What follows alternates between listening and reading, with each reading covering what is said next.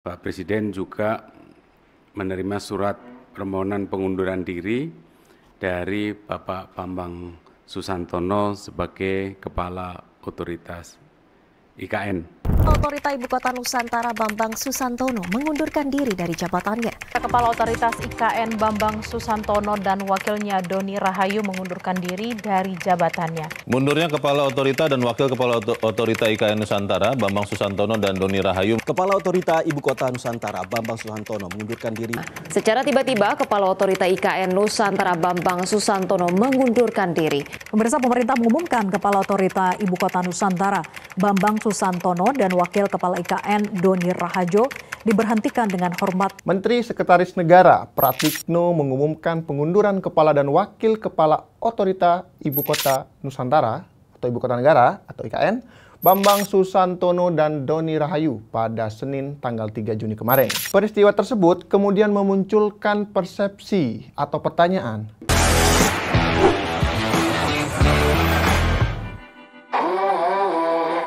Ada apa dengan IKN?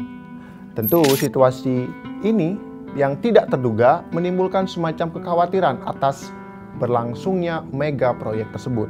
Sinyal kekhawatiran atas pengunduran diri dua orang profesional itu juga lantaran dilakukan di saat sudah dekat dengan target awal IKN yang ditetapkan Presiden Jokowi, yakni akan digelar upacara HUT kemerdekaan RI ke-79 tahun di tempat itu. Target itu sudah dikatakan Jokowi sejak 2022. Bahkan, Presiden juga optimis pada Agustus 2024 nanti IKN sudah menjadi kota modern yang hidup. Dicatat, hidup artinya ada kehidupan di situ. Kemudian, target yang juga tak kalah ambisius ialah rampungnya Istana Presiden berikut 4 kantor Menteri Koordinator pada Oktober 2024. Yakin Menteri Koordinatornya cuma ada 4? Oke, dengan pengunduran diri duet pimpinan Otorita IKN itu, tongkat kepemimpinan pun kini beralih dari Bambang Susantono dan Doni Rahayu kini dipegang oleh Basuki Hadimuljono dan Raja Juli Antoni sebagai PLT. Kita paham kualitas kepemimpinan Otorita IKN mungkin tidak akan terdegradasi. Bambang Susantono dulu memang dikenal sebagai Bandung Bondowoso. Namun tentu penggantinya Basuki Hadimuljono juga tak kalah tenar. Beliau juga dikenal sebagai Dendels baru di era pemerintahan Jokowi. Namun, duet Bambang Doni terbilang ideal untuk membangun sebuah ibu kota baru. Kenapa? Kita ketahui Bambang adalah Wakil Menteri Perhubungan periode 2009 sampai 2014 yang kemudian ikut juga memimpin Asian Development Bank. Sementara Doni adalah arsitek yang kemudian ikut serta dalam membangun berbagai kota-kota bersama Sinarmas Land. Tidak heran, mundurnya kedua profesional itu membuat hari ini para investor yang hendak menguncurkan dananya grogi untuk bisa mengeluarkan dana besar untuk IKN. Nah, terkait dengan alasan mengapa dua orang tersebut memutuskan mundur, hari ini belum terjawab. Pun demikian belum tersampaikan juga oleh Menteri Sekretaris Negara. Meski diketahui bahwa keinginan mundurnya Bambang dan Doni dikatakan sudah berlangsung lama, tetap saja mundurnya dua orang profesional itu sekaligus bukan masalah biasa. Kenapa? Pertama, usai Pratikno mengumumkan pengunduran diri Bambang dan Doni, nah di sisi lain, pejabat Gubernur DKI Jakarta Heru Budi Hartono mengungkapkan upacara peringatan HUT ke-79 tahun kemerdekaan RI ini memiliki dua opsi, yaitu bisa di IKN dan juga bisa di Jakarta. Kenapa?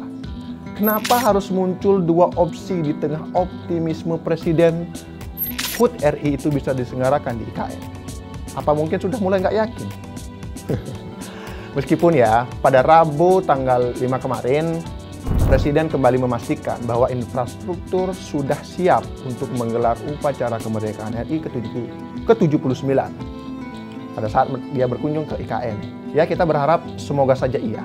Kemudian permasalahan yang kedua, alasan mundurnya duet pimpinan otorita IKN ini menjadi banyak pertanyaan atau masih menjadi polemik.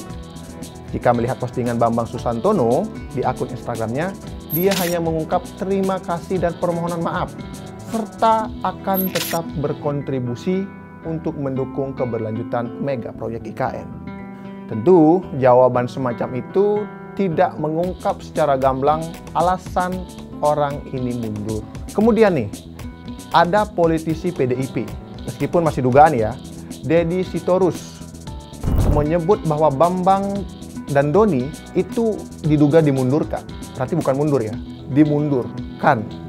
Alias kalau kasarnya dipecat. Nah, politisi itu menilai pemberhentian ini terkait dengan target ambisius presiden yang tak mampu mereka capai.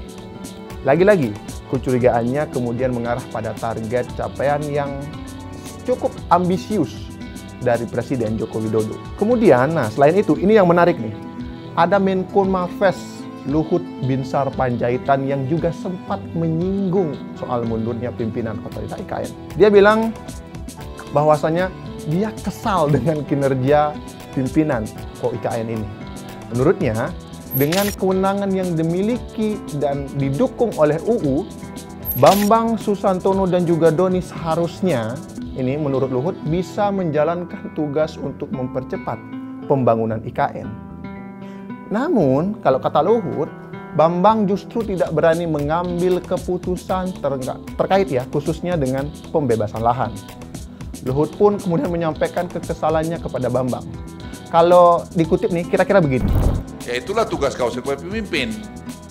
Ya harus berani dong ambil risikonya. Bahwa makan tuh kok tergigit sedikit sini, cabe, ada bobby trap itu cabenya di situ, ya kan lu bisa pisahin. Ya, tapi lu udah punya kewenangan semua, ya lakuin dong. Saya kesel aja liatnya itu loh. Jadi luar biasa. Lu udah punya kewenangan semua, ya lu lakuin dong. Nah, apa yang dilakuin? Nah, kita nggak tahu ya. Nah, kemudian Luhut juga kemudian menambahkan bahwa IKN sebenarnya tidak masalah, tetapi yang bermasalah itu adalah pimpinannya. Maka dari itu Bambang dan Doni, ya itu. Kalian tahu lah. Nah, kalau seperti itu konsepnya, kira-kira menurut kawan-kawan, ini murni mengundurkan diri atau memang benar seperti yang dikatakan Deddy Sitorus, mereka berdua dimundurkan. Nah, kemudian permasalahan selanjutnya nih, Menteri Pekerjaan Umum atau PUPR Basuki Hadimuljono yang ditugasi Jokowi sebagai pelaksana tugas atau PLT Kepala UIKN. Sebenarnya kalau kita lihat penunjukan itu sebenarnya wajar saja. Karena memang sesuai bidang kementerian tersebut. PUPR yang memang mengurusi infrastruktur, kemudian jadi PLT, ngurus pembangunan kota yang juga infrastruktur. Akan tetapi, asumsi masalah krusial timbul dari pernyataan Basuki yang mengungkapkan fokus tugasnya hari ini menggantikan Bambang adalah memutus status tanah di IKN. Ini juga sempat disinggung sebenarnya sama Pak Luhut. Persoalan penetapan status tanah sebagai sewa, jual, atau kerjasama pemerintah dengan badan usaha, pada dasarnya ini untuk meyakinkan investor melakukan investasi di IKN. Keraguan investor sebenarnya terlihat dari jumlah realisasi investasi yang hari ini relatif masih rendah.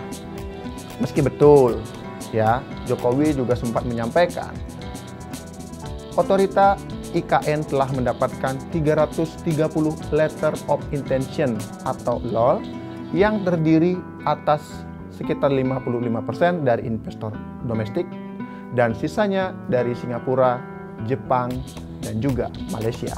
Nah, kemudian terkait dengan nilai nyata investasi dari 2023 sampai Januari 2024 itu baru sekitar 47,5 triliun kalau dikutip dari media Indonesia.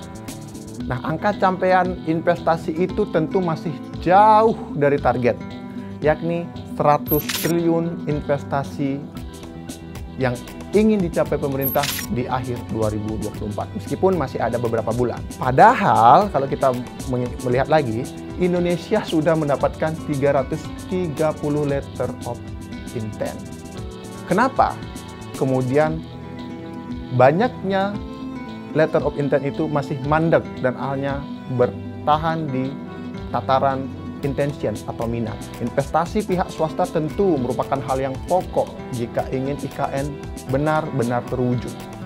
Tanpa investor, mungkin IKN bisa menjadi bencana untuk APBN kita. Karena seperti kita tahu, IKN membutuhkan dana yang tidak sedikit, ratusan, mungkin bahkan sampai ribuan triliun. Kemudian kembali pada pernyataan Basuki terkait fokus kerjanya soal status tanah, yakni sewa, jual, atau KPBU.